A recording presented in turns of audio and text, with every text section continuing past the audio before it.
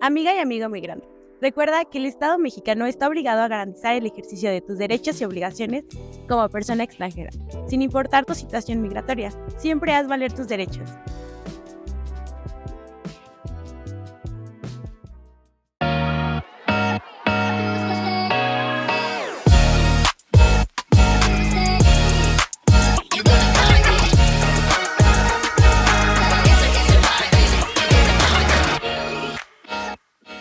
Hola, ¿cómo están? Muy buenas noches. Yo soy Patricia Mercado Sánchez, soy fundadora y directora de Conexión Migrante y me da muchísimo gusto recibirlos esta noche en una charla más de Entre Amigos, este programa que fue creado para ustedes, para la comunidad migrante, para conocer sus necesidades, sus problemáticas, sus desafíos y todo lo que ustedes nos quieran contar. No se pierdan de verdad este programa porque vamos a hablar de lo que nos espera con el nuevo gobierno en México. Como todos ustedes saben, bueno, pues Claudia Sheinbaum es la primera mujer presidenta que llega a esa posición en México y que, bueno, pues estaremos conversando con nuestros invitados sobre los temas más importantes en materia migratoria.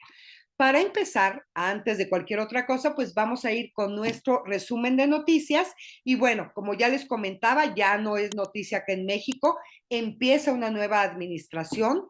Y si no escuchaste el primer discurso de Claudia Sheinbaum, el que dio en el Congreso de la Unión cuando tomó protesta como presidenta de la nación, te contamos lo único que mencionó respecto a la población migrante. Adelante, Paco.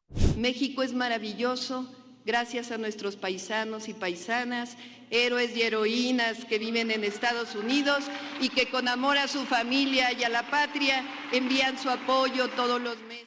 La llegada de Claudia Sheinbaum sí marca un momento histórico para nuestro país por ser la primera mujer que llega a la presidencia. Sin embargo, no vemos cambios profundos en la política migratoria de México porque de entrada, para ella los migrantes únicamente son los mexicanos que están en Estados Unidos y se olvida de al menos los 1.4 millones de migrantes irregulares que están en este momento en este país. Y como estamos hablando de los paisanos y de las remesas, pues vamos a ir al tema de remesas. Adelante, Gina. Les cuento que justo pues con las remesas se lucieron en este último mes los paisanos, ¿no? Se lucieron enviando las remesas. La última investigación, una investigación que difundió BBVA, reportó que en agosto de 2024 el monto de las remesas enviadas fue de 6.087 millones de dólares. Y como ven en la gráfica, que nos va a compartir ahorita Paco, junio sigue siendo el mes que más mandaron remesas. Ajá, después se ve que en julio bajó a 5.614 millones de dólares y en agosto volvió a subir el envío, pero no alcanzó igual el monto que tuvo en junio, ¿no?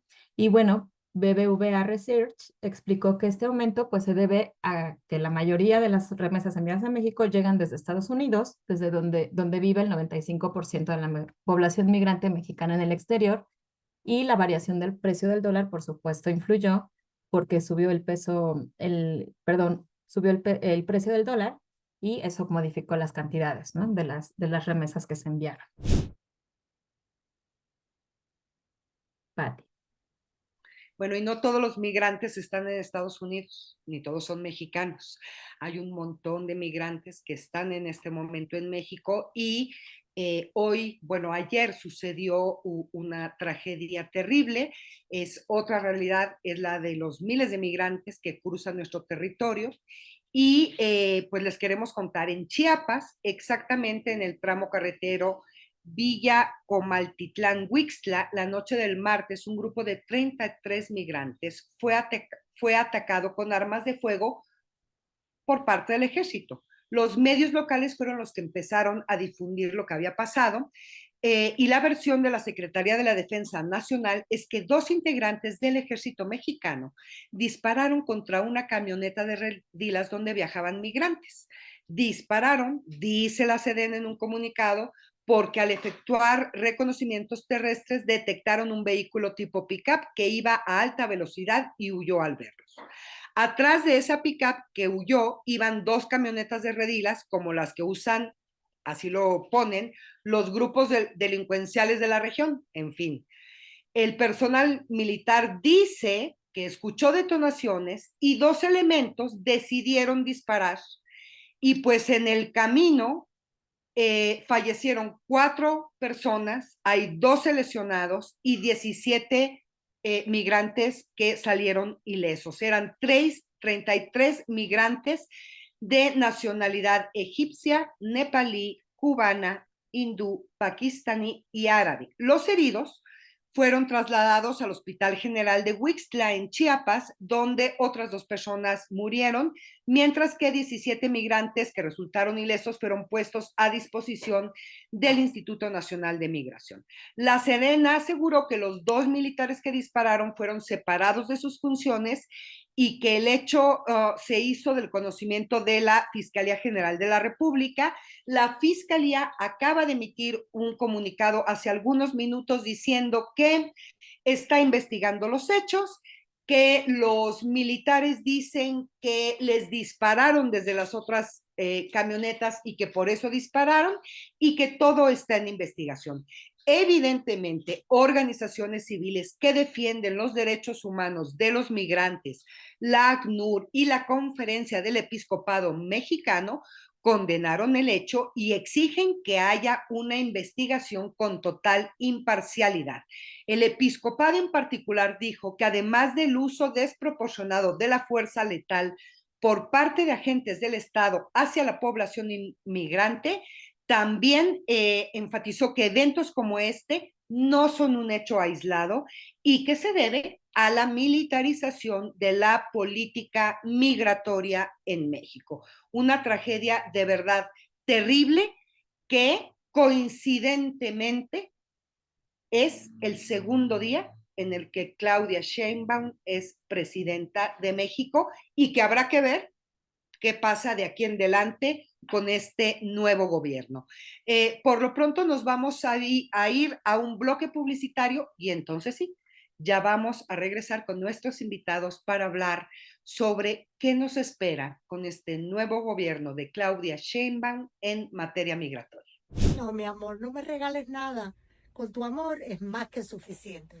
Ojo, si tu mamá te dice eso, Igualito está esperando que le regales algo y la sorprendas. Si está en México como la mía, puedes enviarle un dinerito desde el extranjero usando como opción de cobro Mercado Pago y así ella puede gastar el dinero en lo que necesite. ya lo sabes. Utiliza Mercado Pago para que tus familiares reciban dinero en México y así hazte presente, aunque sea desde lejos. Ah, y participas para ganarte una televisión diaria. ¡Suerte! Amiga y amigo migrante, si estás por cruzar México o ya te encuentras en el país, conocer los albergues que te pueden ayudar será fundamental en tu camino. En la Ciudad de México podrás encontrar Casa Tochán, Café Min, Casa Frida y Albergue Constitución 1917. En el estado de Chiapas encontrarás al albergue Todo por Ellos y Una Ayuda para Ti. En la zona norte o en Baja California vas a encontrar Refugio Salesiano Don Bosco, Instituto Madre Asunta, Casa Lulú y Casa Arcoíris.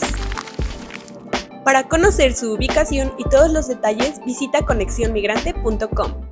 Ya estamos aquí de regreso en esta charla entre amigos, entre amigas, que ya no sé cómo ponerle para que podamos decir entre amigas cuando seamos puras mujeres. Bueno, pues aquí estamos y ahora sí, me da muchísimo gusto darles la bienvenida a nuestros invitados.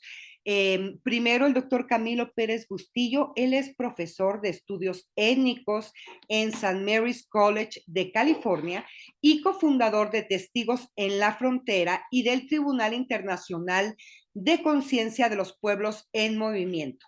Es hijo de migrantes colombianos y padre de migrantes de origen mexicano. Camilo, doctor Camilo, muy buenas noches, bienvenidos a esta charla.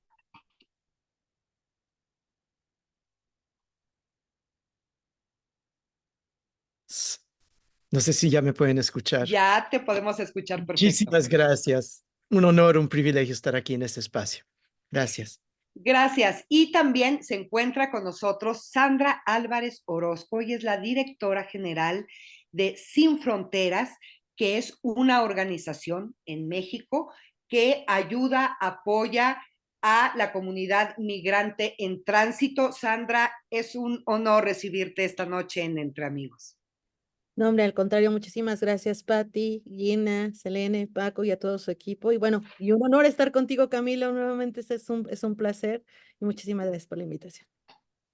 Pues muchísimas gracias por acompañarnos y a mí me gustaría empezar esta charla escuchándolos a cada uno de ustedes sobre cuál es su perspectiva general en materia migratoria con el gobierno de Claudia Sheinbaum. Y si quieres, doctor, empezamos contigo. Muchas gracias. Y extendería un poco la pregunta y la reflexión a la transición que estamos esperando del otro lado de la frontera. O sea, coincide, digamos, o coinciden los procesos de relevo de ambos lados. O sea, igual del lado estadounidense va a haber un cambio de administración. No sabemos para qué lado va, pero el punto es, tanto del lado mexicano como del lado estadounidense, o sea, lo que nos plantea todo esto es hasta qué punto estamos viendo la posibilidad de cambios o más bien continuidades, como se señaló en la introducción. Y yo diría que tristemente de ambos lados, las indicaciones parecen ser una continuidad, tanto de las políticas migratorias respectivas de cada estado, de cada país, como en cuanto a la colaboración, que nosotros decimos que también implica una complicidad, tristemente, en políticas regresivas, enfatizando el control migratorio como el eje alrededor del cual gira todo, que incluye la militarización, lo que nos hemos dado a describir como la securitización, o sea, es someter las políticas migratorias a los supuestos imperativos de lo que se define entre comillas como seguridad nacional, asumiendo que hay, por ejemplo, una ecuación que conecta, que vincula necesariamente a la migración con amenazas, con criminalidad, con terrorismo, etcétera, toda la estigmatización que eso implica, la militarización y la criminalización. Esos son los rasgos de ambos lados de la frontera. Entonces, tristemente, si miramos bien, si ponemos este incidente, esta masacre de 6 migrantes, todavía hay información que no tenemos pues completa y confirmada. Se ha señalado, por ejemplo, en lo que se ha publicado en Estados Unidos, que muy posiblemente hay víctimas fatales o por lo menos heridas de origen salvadoreño y peruano, además de los países que se señalaron en la introducción. Habría que ver, falta ver la confirmación, pero lo que está muy claro es, estamos hablando de las Fuerzas Armadas, del ejército, abriendo fuego contra una caravana de migrantes. Esa es la esencia del asunto. Desde luego, no podemos confiar. Tristemente, no podemos confiar en una investigación transparente, especialmente si se trata de algo que se va a realizar dentro del marco del fuero militar, básicamente, porque implica un estado de excepción. Y entonces la problemática en el fondo es, podemos decir que esta es la crónica, como decía García Márquez en otro contexto, pero a fin es la crónica de una masacre anunciada, de una matanza anunciada. Tarde o temprano era inevitable, dada la política de militarización que ha prevalecido desde el 2010, por lo menos, desde la época de la masacre de San Fernando, que es otro gran pendiente, y más recientemente la masacre de Camargo y muchos otros ejemplos, el incendio en el albergue de Ciudad Juárez, todos los crímenes impunes que ha habido, toda la persecución y terror contra migrantes y personas en tránsito por México, vemos que produce el escenario de este incidente en Chiapas. O sea, no nos debe sorprender, pero la pregunta es, lo que está sobre la mesa es si esto va a implicar pues un deslinde, digamos, una postura clara de denuncia de parte del nuevo gobierno en México, y va a ser muy interesante ver si hay alguna reacción del lado estadounidense también, del lado gringo. Lo que hemos visto en Estados Unidos en estos momentos es cómo se ha instrumentalizado, digamos, el tema de migrantes y concretamente la estigmatización racista y xenófoba de los migrantes de origen haitiano como un tema central en la campaña presidencial, que ha sido recurrente, reiterado en los debates, tanto entre los candidatos presidenciales como los vicepresidenciales hace un par de días. Y vemos cómo Trump, como hizo en 2016 exitosamente, está movilizando lo peor de la opinión pública en Estados Unidos a través de estas figuras y de estos estereotipos racistas. Tristemente, el Partido Demócrata ha demostrado una falta de coherencia con su propia historia y se ha corrido también a la derecha, digamos, en cuanto al tema migratorio. Entonces, básicamente lo que hemos visto, hablando de continuidad entre Trump y Biden, continuidad en, por ejemplo, la negación del derecho de solicitar asilo, la militarización y la criminalización como supuestas soluciones y más que nada transferir la carga de la represión y del control migratorio de las autoridades gringas, las autoridades mexicanas y de territorio de Estados Unidos a territorio mexicano. La culminación de eso es lo que sucedió en Chiapas en las últimas 24 horas. Gracias, doctor. Y fíjate que la Fiscalía General de la República, dentro del reporte que entrega, dice que de las personas fallecidas se han identificado a una persona originaria de Honduras, a una de Perú y a 3 de Egipto. Entonces, bueno, pues veremos cómo se van aclarando la información. Y a mí, Sandra, me gustaría que tú nos dieras tu perspectiva y tu visión, sobre todo porque ustedes en Sin Fronteras trabajan en territorio, conocen lo que está pasando de primera mano con los migrantes y pues la perspectiva que ustedes tengan es, yo creo, de las más reales posibles de lo que pasa en México. Gracias, Pati. Coincidimos plenamente, tanto el equipo como las personas que atendemos diariamente, precisamente en un enfoque de continuidad, como lo refería Camilo. Lamentablemente observamos cómo fue las circunstancias de la política migratoria en el sexenio anterior y lo estamos manifestando y se está ratificando en este anuncio que hizo Claudia Sheinbaum, señalando, como tú lo comentabas en un inicio, el breve espacio que le da hacia la población migrante y en no atender la caracterización de los flujos que se encuentran en México.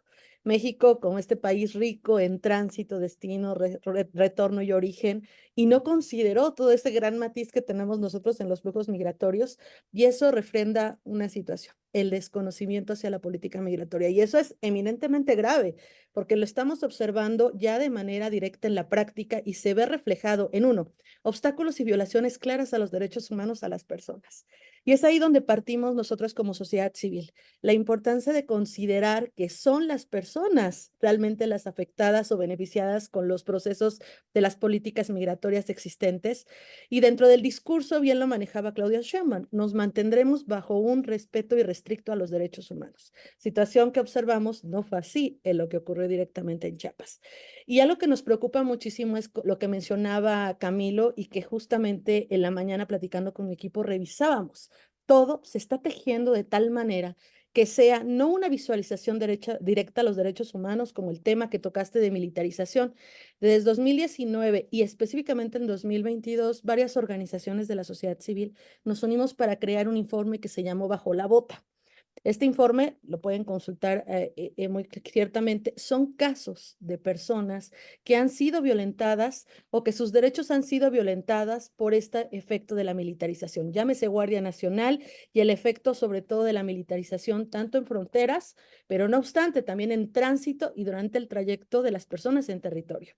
¿Qué implica también esto? Pues las violaciones masivas a derechos humanos y son casos muy graves. No nada más es ahorita lo que está ocurriendo en Tapachulas y no lo quiero, perdón, en Chiapas, y no lo quiero desdibujar en ningún momento porque es sumamente grave que hasta estas alturas, siendo ya muy tarde del día jueves 3 de octubre, no hay una respuesta clara de Fiscalía sobre la investigación propia de lo que está ocurriendo. Y eso que también da como sinónimo de una continuidad de la falta de respeto del gobierno mexicano a atender a otras nacionalidades, de entender a las otras personas. Y no obstante, también algo que señalaba, en el momento que se esclarezcan los hechos, van a ser arraigados o considerados a la CEAV, que es la Comisión Estatal de Víctimas, y que al final de cuentas la CEAV ha dejado muy claramente la falta de compromiso con las familias. Y vuelvo a lo mismo, estamos hablando de personas con familias, con sueños, con esperanza de construir un mundo mejor. Y al momento de no existir un respaldo o una claridad por parte de las autoridades, en este caso del gobierno mexicano ante esta tesitura, pues está dejando suerte a que muchas familias y muchas personas estén desamparadas y que no tengan en acceso debido a sus derechos. Y por otro lado, también en esta telaraña que se está entretejiendo para poder asegurar casi que se continuará con este espacio de unas violaciones a derechos humanos y que esperamos, y que creo que todas y todas las personas en México esperamos que este gobierno pueda darnos una luz a una solución inmediata, vemos la reforma judicial ante de la Suprema Corte de Justicia de la Nación. Desde Sin Fronteras hemos luchado desde nuestros inicios por el acceso a la justicia de la población en contextos de movilidad, en todas sus variantes. Sin embargo, en la práctica estamos observando violaciones en las que no se les permite ingresar un expediente, un juicio de amparo donde los derechos están altamente violados, donde no hay una claridad específicamente con estas investigaciones a los hechos, en un mecanismo donde se necesita un efectivo ejercicio y acceso a las personas. La ausencia, en este caso, del idioma español, que también es muy importante, y más considerando este número de nacionalidades que ya Fiscalía ha hecho evidente de las personas que fueron afectadas en Chiapas en estos días. Entonces, al final de cuentas, todos estos hechos se han conjeturado y se han acumulado para brindar o para poder manifestar que efectivamente no se va a dar un seguimiento claro a la política. Y cierro nada más con mencionar precisamente una falta inminente es que no se haya nombrado a estas alturas del partido al director del Instituto Nacional de Migración.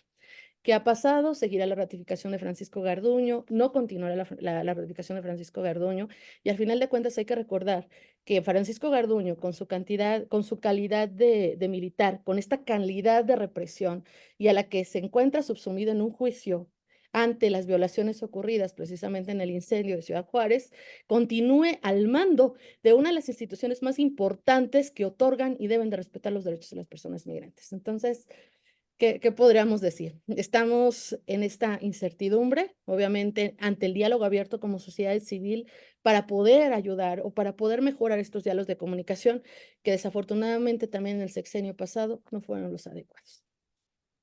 Sí, tienen razón. Y bueno, una cuestión que me llama la atención y que me gustaría traer a cuenta es esta problemática que se suma, que ya también está teniendo consecuencias, que es la crisis climática, ¿no?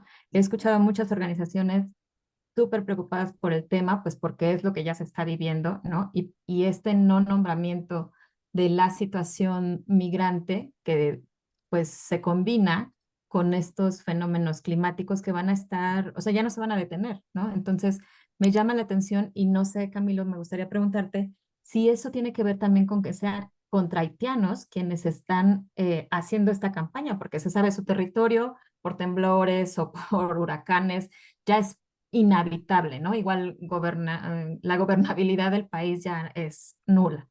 Entonces, toda esta gente de ese espacio, ¿a dónde va a migrar? Saben, tanto México, yo creo, como Estados Unidos, que necesitarán espacio y que van a estar migrando. Entonces, esta descalificación, los estereotipos que se hacen de ellos como gente mala, pues está permeando, y no nada más en Estados Unidos. En la tarde hablábamos, Pati, que me comentabas de las comunidades que se están creando en Tijuana y aquí mismo en la ciudad de Tláhuac, de haitianos, ¿no? También, o sea, ya son personas que necesitan un territorio para asentarse. Entonces, no sé si tiene que ver esto con el fenómeno de los haitianos. Yo creo que lo clave ahí que estás poniendo sobre la mesa, que es esencial realmente, es el tema de las llamadas causas raíz. ¿no? Eso se puso de moda precisamente bajo la administración de Biden y fue precisamente el encargo de la vicepresidenta Harris, hoy candidata a la sucesión, ¿no? Precisamente. Y es lo que también se está poniendo en la balanza, digamos, en la campaña presidencial, porque no desempeñó muy bien ese cargo y que, por ejemplo, se expresó en su presencia en Guatemala, en Ciudad de Guatemala, en la capital, cuando le preguntaron qué sugieres tú como política migratoria ante los flujos crecientes que se están intensificando de Guatemala y de Centroamérica, y dijo ella, no vengan, no vengan, don't come. Esa fue su, esa fue su respuesta. Entonces, en lugar de atender causas raíz, como por ejemplo la crisis climática, que en Guatemala es un factor importantísimo de los flujos migratorios de los últimos años, pensemos, por ejemplo, en la masacre de Camargo. O sea, digamos, esta no es la primera masacre de migrantes. Pensemos en San Fernando, pensemos, o sea, hay muchos ejemplos en México. Hay toda una balanza de casos que no han sido atendidos y de impunidad, fundamentalmente desde la perspectiva de derechos humanos y de el debido proceso y el Estado de Derecho, como señalaba Sandra tan acertadamente. Entonces, bueno, el tema es este. Las víctimas en Camargo eran guatemaltecas, migrantes guatemaltecos. Tampoco fue atendido, ha sido atendido adecuadamente el caso de Camargo, que fue 2021, durante precisamente esta administración previa de AMLO. Es un caso pendiente, es un tema pendiente de impunidad como San Fernando para el nuevo gobierno, como Ayotzinapa, como Actial. O sea, parecería mentira, pero se van acumulando los casos y se van acumulando los saldos de la impunidad y hasta que se resuelvan estos temas estructuralmente, o sea, quien piense que los temas migratorios son como especializados y están marginados de la agenda pública más amplia, no, Sandra nos recordó de eso. O sea, para atender adecuadamente el tema de los flujos migratorios, sean desde México o sean los de tránsito, hay que abordar las causas raíz y para abordar las causas raíz se requieren políticas integrales, transversales, ¿no? Que crucen todos estos temas y que vinculen, por ejemplo, básicamente el despojo, la pobreza, la discriminación, que son en el fondo las causas estructurales en la raíz de los flujos migratorios de toda la región y de todo el mundo. Está clarísimo que la militarización y la criminalización no resuelven esos problemas, básicamente atacan los síntomas, no las causas, y hasta que haya un viraje en las políticas, no solo del Estado mexicano, eso es clave, y de Estados Unidos, desde luego, pero a escala continental y mundial. La agenda es de esas dimensiones. Y Sandra, ay, perdón, Sandra, te quería preguntar también, lo que yo alcancé a leer bueno, lo que revisé en los 100 puntos de importantes del programa de Claudia, lo que noté, tú me dirás si es una lectura adecuada, es que el fenómeno de la migración no está, solamente lo tienen ubicado como un grupo vulnerable más, ¿no? Como los indígenas, como la población de la diversidad sexual, ¿no? Como que, pero no justamente, no está esta transversalización de la que habla Camilo, ¿no? Que tiene que estar el tema de migrantes en todas las políticas y solamente les atienden como acceso a salud mientras estén en tránsito, como que lo tienen presente, y la parte de los trámites, que ahí es todo un rollo porque parece que la consigna es mientras más confuso sea para ellos, mejor, ¿no? Porque la claridad los traen como de puerta en puerta y pues, se pasan las bolitas a las autoridades para ver quién atiende a qué. Entonces es muy grave. Sí es así que no hay que solamente está como un grupo vulnerable más sin que atraviese todas las políticas públicas. Totalmente, esa es también la visión que tenemos como sociedad civil. Cuando estábamos leyendo estos 100 puntos y el análisis que hacíamos con varias organizaciones, era atenuente a eso, en considerar un grupo no transversalizado ante todas las necesidades y dentro de los margen de los 100 puntos que planteó, y sobre todo dentro del esquema de derechos humanos. Entonces, sí es preocupante, porque también, como bien mencionaba Patti, nos quedamos con el discurso de que para ella, y no solamente en esto, también hay que observar los debates que se tuvieron y cuando se trató el tema directamente de migración, la línea fue esa. las mexicanas o los mexicanos que están en el extranjero, que generan y reportan divisas. Y lo bien lo mencionabas, ¿no? La importancia de la divisa como un mecanismo de moneda de cambio para poder ajustar todas las políticas migratorias que existen tanto en México como en sí mismo en Estados Unidos. Y volviendo a lo que mencionabas, realmente es muy importante, y lo que mencionaba Camilo, el entender las causas raíz, porque también dentro del programa de los 100 puntos de Claudia venía muy referido el tema del cuidado del medio ambiente. Hay que reconocer que también es un alto porcentaje de personas en México que migran por estas cuestiones de los efectos del cambio climático y estos conflictos socioambientales, y que se reproducen o que se aumentan alrededor de un 70% de las personas que migran hacia Estados Unidos. Sin dejar a un lado, obviamente, las causas de la militarización, las causas del crimen organizado, las causas de las violencias, pero que al final de cuentas hay matices, como podemos observar en Chiapas, como podemos observar en Michoacán, Guerrero, Tamaulipas, donde todas esas causas se hacen de un nivel, se unen y al final de cuentas traen un análisis propio de determinar entonces hacia cuál voy a atender.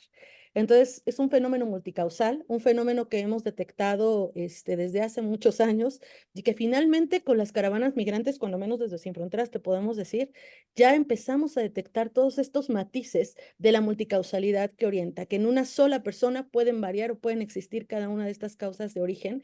Y ahora que tocabas con respecto al cambio climático en México, por ejemplo, las negociaciones o lo que se está buscando al respecto también es una forma de dejar a un lado a la persona sin acceso a la justicia, porque no se reconocen, porque no se les permite el entender que las personas ya no pueden regresar a su país de origen porque su comunidad en sí misma desapareció. Y tenemos un caso muy emblemático en México, que es la comunidad del Bosque en Tabasco. El riesgo inminente de inundaciones, el riesgo inminente de apatridia, porque se está perdiendo un territorio, y que son fenómenos que ya estamos empezando a entablar dentro de las discusiones, pero que al final de cuentas hay un desconocimiento muy fuerte por las autoridades. Entonces, cuando hablaba Claudia Sheinbaum con respecto a este tema del cambio climático, con respecto al tema del medio ambiente, pues también mencionamos, entonces existirá la brecha para que podamos entrar en ese sentido ante estas causales. Cuando hablamos de desempleo, existirá la brecha para poder entender a las personas que no tienen un empleo digno, que no cuentan con las condiciones necesarias para poder integrarse al territorio mexicano. Cuando hablaba también de estos temas emergentes, específicamente con el derecho a la salud, las personas no tienen que estar tocando puertas, como tú lo mencionabas, para poder recibir una vacuna, para poder recibir un tratamiento médico de una atención mediata, básica. Imagínense más aún cuando estamos hablando de personas que tienen enfermedades crónico-degenerativas que necesitan un hospital de segundo nivel, cuando las autoridades no entienden ese esquema. Entonces, sí es importante que esa política o esa estructura que venga a nivel del Ejecutivo en este sexenio vaya orientado a ser claros. No hacer distinciones, sobre todo en términos constitucionales, pero sí que englobe que todas y todas las personas que estamos en territorio mexicano tenemos acceso a derechos, sin distinción de que seamos o no migrantes extranjeros. Pues bueno, interesantísima la charla que estamos teniendo esta noche sobre qué esperar, como le decías también, Camilo, no solamente de Claudia Sheinbaum, sino de quien gane las elecciones en Estados Unidos. Vamos a ir a un corte y regresamos así rapidito para seguir conversando. Paisano, ¿cómo que no te has unido a nuestros canales de WhatsApp? Ya somos más de 70,000 personas, no puede ser que tú todavía no estés en ellos. Ahí tenemos información sobre migración, sobre los trámites que necesitas, ya sea en México o en Estados Unidos, hasta de deportes, de lo que sea. No tardes, te estamos esperando a ti y solo a ti. Amiga y amigo migrante, recuerda que el Estado mexicano está obligado a garantizar el ejercicio de tus derechos y obligaciones como persona extranjera. Sin importar tu situación migratoria, siempre haz valer tus derechos. Bueno, pues ya estamos aquí de regreso. Yo les prometí que iba a ser más rápido de lo normal, así que fue rapidísimo. Nos acompañan esta noche el doctor Camilo Pérez Bustillo y Sandra Álvarez Orozco, quienes están conversando con nosotros sobre las perspectivas que tiene la comunidad migrante con los nuevos gobiernos tanto de México como de Estados Unidos. Y yo en la parte de Estados Unidos, Camilo, me gustaría conversar contigo porque lo que sucedió en estos últimos 8 años con los demócratas en particular ha sido un fenómeno muy particular. Ellos, se podría decir, por lo menos en el discurso, apoyaban a los migrantes, el respeto de sus derechos, pero cada vez se van acercando más al discurso de Donald Trump, porque electoralmente, pues les urge el asunto. ¿Qué podemos esperar, no solamente con los migrantes que están llegando a Estados Unidos, sino como país? Porque sabemos perfectamente que pues nos hacen así, nos aprietan tantito el collarcito y entonces nosotros hacemos todas las cosas terribles que estamos haciendo ahora. ¿Cómo ves tú las cosas en Estados Unidos? Sí, pues estamos ante una disyuntiva, o sea, digamos, otra vez, de que hay diferencias, claro, retóricas, y en la práctica también hay algunas, pero menos de las que se piensa entre Harris y Trump. Y pongámoslo en esos términos. No hay duda de que con Trump serían aún peores las cosas, aún peor y más preocupante el escenario, pero no, tampoco deberíamos irnos con la finta, digamos, no deberíamos asumir sin fundamento de que Harris implicaría un cambio fundamental. No hay señales de eso. Entonces tenemos que prepararnos. O sea, lo que estamos hablando mucho entre los movimientos de migrantes y los que defendemos a migrantes aquí en Estados Unidos y a escala continental es que tenemos que estar preparados para lo peor, sea bajo Trump o sea bajo Harris. La diferencia es, el problema con Harris es, como ha señalado también muy acertadamente, es que ha valorado más el voto de los indecisos afines a Trump y que son susceptibles al discurso xenófobo de cerrar las fronteras, ha valorado más esa franja de los votantes potenciales que la franja de los votantes, por ejemplo, de origen latino. Entonces, digamos, realmente no se ha definido Harris en términos de una política como para conservar el voto que ha sido tradicionalmente demócrata de los latinos y potenciarlo y profundizarlo. A cambio de eso, optado por otra estrategia. Eso es algo que nos ha implicado pues un aislamiento mayor, ¿no? A los que estamos en esta trinchera, digamos, en Estados Unidos. Es muy preocupante. Pero además el tema en el fondo es este. En términos estratégicos, en lo que coinciden tanto Harris como Trump, tristemente, es en que México haga el trabajo sucio. Entonces, gane quien gane y cambie la retórica o no, de que va a haber más presiones desde Estados Unidos hacia México en este ámbito como en los otros ámbitos afines del llamado libre comercio y lo que tenga que ver, por ejemplo, con la supuesta cooperación, entre comillas, antidrogas, etcétera, el control del tráfico de armas, etcétera. La estrategia es apretar a México y es ver a México como un adversario potencial en el terreno de seguridad nacional.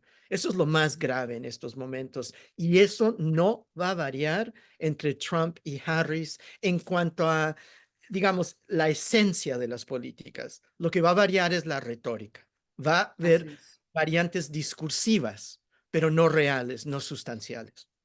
Así es, gracias Camilo. Y bueno, ya que nos van a dejar el trabajo sucio en México, Sandra, a mí me gustaría que conversáramos un poco cómo están las organizaciones de la sociedad civil, porque yo lo he repetido en este programa una y otra vez. Sin las organizaciones de la sociedad civil, en este país, y yo creo que en muchos, el tema de la migración sería una tragedia. Entonces, tú decías, es muy grave que no se haya nombrado un comisionado del Instituto Nacional de Migración. Y ese es un primer mensaje. ¿Cómo están viendo ustedes como organizaciones el trabajo que van a tener que hacer, pues por lo menos en el próximo año? Gracias, Patricia. Muy buena pregunta y sí le hemos reflexionado. el hecho y el sentir de una organización de la sociedad civil es siempre buscar el beneficio de las personas que atendemos.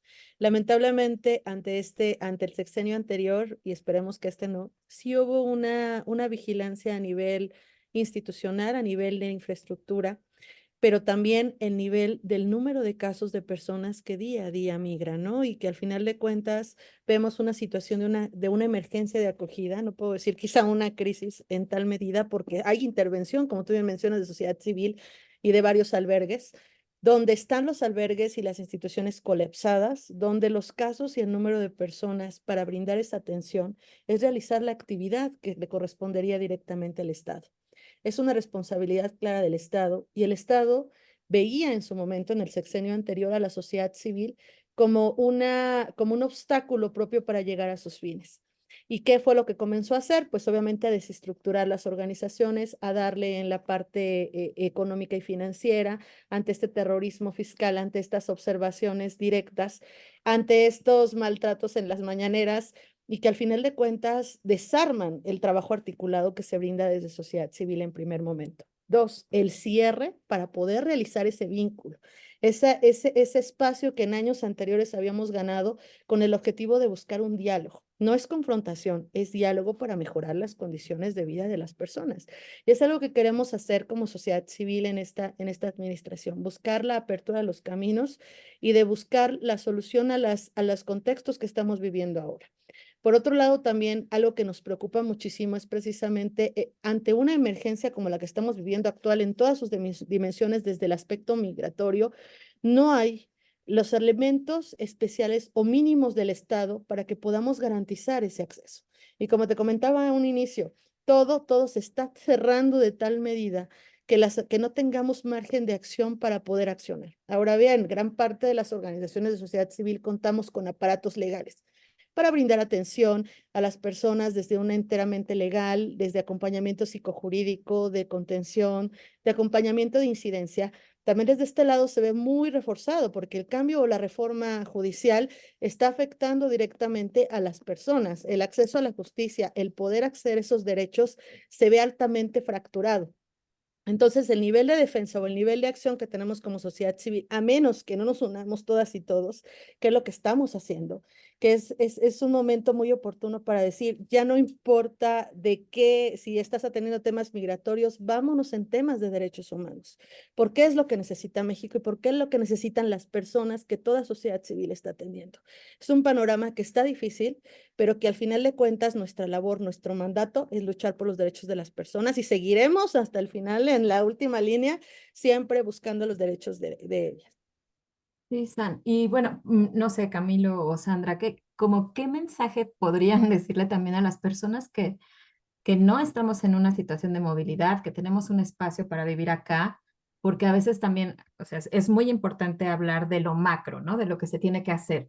Pero si yo me encuentro a una persona migrante, no sé, cada vez es más común también en el camino, todos nos encontramos con alguien que está pidiendo dinero, que está pues sí, que sabemos, se nota que están en situación de calle, ¿no? Y se nota que no son personas bueno, que son personas que están en tránsito. ¿Qué, qué podríamos decirle a las personas, ¿no? Que todavía no las ven o no las miran, porque pues también resulta incómodo para algunos, otros no saben qué hacer o la empatía es poca. Como, ¿qué le dirían a las personas que se encuentran o cómo tenemos que empezar a tratar también y a integrar a estas personas también a la comunidad, porque es un fenómeno que no va a parar, ¿no? ¿Cómo empezarnos a ser conscientes de ello? ¿Qué dirían? Creo que algo clave es lo que nos recordaba Sandra precisamente, es el marco de los derechos humanos.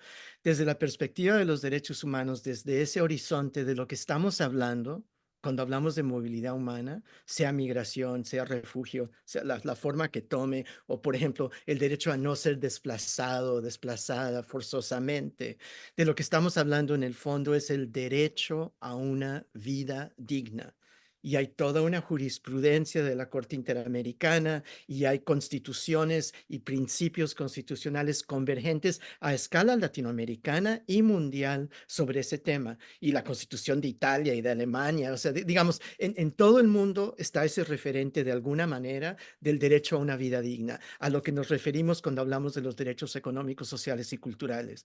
Entonces, cuando pensamos en la movilidad humana, pensemos como el preámbulo, como el fundamento es el derecho a una vida digna. Y donde se niegue ese derecho, emerge el derecho a la movilidad como una respuesta, como una solución, como una Sí, como expresión. traducir un poco esto que dices, Camilo, en que tenemos que saber en que toda persona, incluida esta que estamos viendo, que está en movilidad y que está en una desventaja tremenda, es una persona que debe tener dignidad, ¿no? Bueno, que tiene dignidad, que vale y que hay que hacer lo que esté en nuestras manos, ¿no? Quizás en ese momento que nos atravesemos, nos topemos con ella. Simplemente el saludo, porque tú nos dirás, Sandra, cómo se sienten ustedes que dan el apoyo psicoemocional, bueno, también psicológico para estas personas. ¿Qué es lo que siente una persona migrante? No, tienes toda la razón. Nosotros cuando llegan las personas a tocar las puertas de Sin Fronteras, siempre lo visibilizamos desde el lado de que la migración suma. Las personas migrantes vienen con un montón de sueños, con un montón de búsqueda, de esperanza por un mundo mejor y por un desarrollo mejor para sus familias, como todas y todas de nosotros. O sea, al final de cuentas, en algún momento nosotras también nos podemos llegar a convertir en personas migrantes, tenemos que buscar nuevas oportunidades. Entonces, el objetivo es decirles, no estamos solas, somos personas sin importar nuestro color de piel, sin importar nuestra nacionalidad, el idioma en que hablamos. Todas tenemos esperanzas, todas, vaya, corre sangre por nuestras venas. Es muy difícil hacer entender que es esto así y que al final de cuentas la movilidad y la migración enriquece la vida, la cultura, la política y la economía de los pueblos. Gracias a la población migrante, también la población mexicana se enriquece del Producto Interno Bruto, se enriquece de todo el trabajo y la labor que hace. Lo mismo ocurre en Estados Unidos y en cualquier lugar donde florece la migración, porque suma, no resta. Entonces, nuestra forma de dirigirnos es esto, en verlo desde la parte positiva. Y ante aquellas personas que llegan con esta situación de estrés, con esta situación de incertidumbre cuando cruzan un nuevo territorio, pues no está de más que darles la mano, que darles las herramientas necesarias para que puedan obtener una vida plena y de identificar si se quieren quedar aquí, si quieren buscar oportunidades hacia Estados Unidos, porque también es parte de lo que mencionaba Camilo, es parte de los derechos propios que tenemos como personas en este mundo enmaruñado de derechos humanos y que no solamente lo dicen los tratados internacionales, lo dice nuestra misma constitucional, lo dijo la misma Claudia Sheinbaum en su diálogo, es reconocernos a todas y a todos como iguales sin importar la distinción. Y cuando menos al llegar a territorio mexicano, partir de que todas tenemos los mismos derechos, que es difícil llegar a ese camino por todos estos obstáculos que mencionabas institucionales, pero al final de cuentas es parte de empezar desde todos los niveles, autoridades, sociedad civil, personas migrantes, personas de origen, de comunidades de origen, evitar estos actos de xenofobia y de todas las formas de discriminación.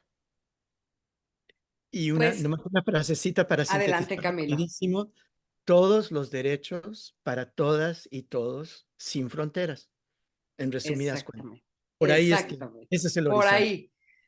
ahí. Oigan, pues muy interesante la charla de hoy. Ya estamos a punto de terminar, pero antes de irnos, queremos contestar algunas preguntas que nos llegaron en la semana del auditorio. Así que, Selene, adelante con las preguntas.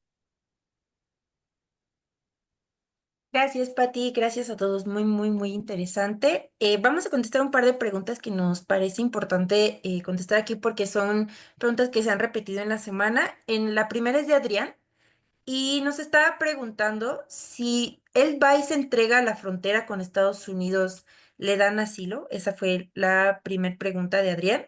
Ahorita hay que recordarle mucho a la comunidad migrante. Sabemos que es muy desesperante, pero el tema de asilo tiene un proceso. Está un proceso súper complicado, que es llenar una aplicación que se llama CBP One, ahí solicitar una cita y cuando ya tienes una cita asignada es cuando te presentas a la frontera, pasas y la travesía en realidad apenas empieza, porque pues nada más van a empezar a presentar su caso y por qué están solicitando asilo. Entonces, en la corte van a determinar si su caso es o no es de asilo. Entonces, la respuesta corta para toda la gente que nos está viendo y que tiene esta misma duda de si se va y se entrega a la frontera, ¿les dan asilo? No, ahorita no está funcionando así. Tienen que llenar la aplicación de CBP One. Aquí en los comentarios les vamos a dejar un paso a paso que tenemos de cómo llenar la aplicación y cómo solicitar su cita. Entonces, para que tengan una mejor chance de que sí les den asilo, si su caso lo amerita. También es importante recordarles que no todos los casos son de asilo. Y la siguiente pregunta es de Alejandro y ya viene la parte complicada, una pregunta sobre cuánto tiempo tarda en llegar la cita a través de CBP One. Es la pregunta del millón. Lo que ha dicho la misma CBP, y aquí está también Sin Fronteras, que también andan por ahí con un dolor de cabeza con CBP One, es que no hay un límite de tiempo. Puede que te toque la cita en una semana, puede que te toque la cita en un mes o puede que te toque en un año. Las citas que se están asignando son al azar. Entonces, si tienes suerte, es poquito tiempo. Si no tienes tanta suerte, es mucho tiempo. Y aquí viene la desesperación de mucha gente que pues no sabe cuánto va a durar. O sea, no sabes por cuánto tiempo pedir un trabajo a lo mejor aquí en México. Y lo entendemos perfectamente. Pero sí, la respuesta corta es no hay un tiempo determinado, no hay un máximo de tiempo, no hay un mínimo de tiempo para la cita de CBP One, entonces solamente es tener muchísima paciencia y de verdad muchísima suerte. Y esos fueron de la semana. Ahorita en el programa nos estaba preguntando Valeria que le quiere preguntar a Sin Fronteras si tienen acciones específicas planeadas para promover políticas más humanas con los migrantes con la llegada de Sheinbaum. Y JC le contestó que pues él no cree que vaya a haber algún tipo de ayuda por parte de Claudia Sheinbaum. Y más adelante él hizo el comentario de que él piensa que Claudia Sheinbaum debería de dar un permiso a los inmigrantes que quieran estar en México para que ellos puedan salir de Chiapas, o sea, transitar. Entonces, no sé si quieras contestar, Sandra. Muchas gracias, Selene. Y yo nada más sumaría estas dos buenas respuestas que diste de las opiniones de la semana, que por favor consulten fuentes confiables, que no se dejen llevar por otras fuentes que en lugar de apoyar están desprestigiando y ponen su seguridad en riesgo. Y todas las organizaciones de la sociedad civil, Sin Fronteras, bueno, seguramente la información que da de Conexión Migrante, que es oro, por favor consúltenla y no se dejen llevar por noticias falsas, porque es muy importante saber todas estas herramientas. Y bueno, las preguntas que mencionaban, hay acciones que se están buscando en dos niveles. Uno, sí, específicamente también estamos en una esperanza de que cambie, pero se han realizado la construcción con varias organizaciones de la construcción de los 11 puntos que pedimos en materia migratoria y que estarán saliendo en esos días, sobre qué pedimos a Claudia Sheinbaum en política migratoria. Y dentro de ellas va uno, que la persona encargada dentro del Instituto Nacional de Migración sea una persona con perfil en derechos humanos, no jamás en temas de militarización o carcelarios, porque se fomenta la detención migratoria. Dos, la apuesta por sociedad civil, de abrir y entrar en diálogo, no en confrontación, y de buscar mejores medidas para las personas. Tres, fortalecer las cadenas de reparación a las personas que han sido violentadas sus derechos humanos, y como bien lo mencionó Camilo, hizo toda esta trayectoria histórica de todas estas violaciones graves que se han ocurrido y quizá más evidentes, y que aún siguen muchas personas y víctimas sin reparación subsecuente. Revisar este tema de la militarización en frontera, que es sumamente grave, y dejar la gestión migratoria en manos de la militarización, pues ya vimos y estamos observando que no es lo más viable. Coincido plenamente, no tenemos esperanza, estamos defraudados, también cuando platicamos con las personas en Sin Fronteras, vemos ese sinónimo de decir, ¿qué esperanza tenemos hacia nosotros en los últimos 6 años? La desmotivación, la falta de no ser considerados de estas políticas, los dejan en una situación de incertidumbre, una situación de soledad, que al final de cuentas es muy grave, porque si te encuentras en un país distinto, donde no te abren las puertas, donde no te ven a ti como persona, donde no te voltean a ver como sujeta de derechos, pues te genera una incertidumbre y un estrés adicional. Entonces, es normal que las personas al momento de escribir o de escribir esta situación es un acto pues de no saber, de impotencia, qué es lo que va a pasar. Pero sí estamos haciendo acciones. Hay algunos pronunciamientos que están saliendo el día de hoy, precisamente en torno a la situación de militarización y la masacre que hubo en Tapachula, donde estamos, sociedad civil organizada, participando. Estaremos fortaleciendo también a través de informes. Y como les decía, la otra parte, la parte jurisdiccional. Nosotras continuamos, obviamente, luchando con acciones jurisdiccionales y no jurisdiccionales para ver qué podemos hacer. Ahora también se viene la situación del cierre o la posibilidad de cierre de los organismos autónomos, que eso es sumamente grave y que al final de cuentas también nosotros seguimos presionando en ese sentido. Pero lo único que queremos decir es no los vamos a dejar solos, estamos aquí también al pendiente y de lo que podamos apoyar en lo que se pueda. Gracias. Yo diría que no nos queda mucha esperanza, pero tantita por ahí para seguir haciendo el trabajo que se hace cotidianamente con la comunidad migrante. Y fíjense que, ya para cerrar, hablando del trabajo que se hace con la comunidad migrante, les queremos presentar un video que preparó nuestra corresponsal en Tijuana, Janet de los Reyes, sobre el albergue Embajadores de Jesús, que cumplió 14 años apenas hace algunos días y que es el albergue más grande de Tijuana. Ahí están aproximadamente 1,700 personas, tienen cabida para 1,700 personas, pues en condiciones complejas y demás, pero el trabajo que ha hecho el albergue Embajadores de Jesús es verdaderamente importante para la comunidad de Tijuana. Vamos a ver el video. El proyecto Embajadores de Jesús es mucho más que un templo cristiano en el que se reúnen cientos de creyentes cada semana. Se trata de un espacio encabezado por el pastor Gustavo Banda y que en una labor conjunta con diversas organizaciones han recibido a más de 20,000 personas que van en su camino migratorio.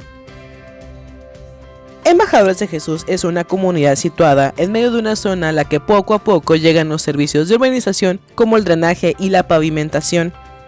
En el corazón del Cañón del Alacrán, en la colonia Divina Providencia, se puede apreciar la construcción de amplios espacios que permiten dar techo a personas en contexto de movilidad. Hoy en día cuenta con una capacidad de recepción de hasta 1,500 personas, una escuela en la que se brinda educación básica y el apoyo de distintas organizaciones que permiten una mejor permanencia a quienes llegan. La conmemoración por un año más de permanencia de Embajadores de Jesús se dio en medio del servicio dominical con los asistentes que cada semana se reúnen. Sin embargo, para esta ocasión contaron con invitados especiales, una entrega de reconocimientos y un breve recorrido visual por la labor que la organización ha realizado. Terminamos esto. And so after we finished that building, llegaron los haitianos. The Haitians Y arrived. nos convertimos en la pequeña Haití.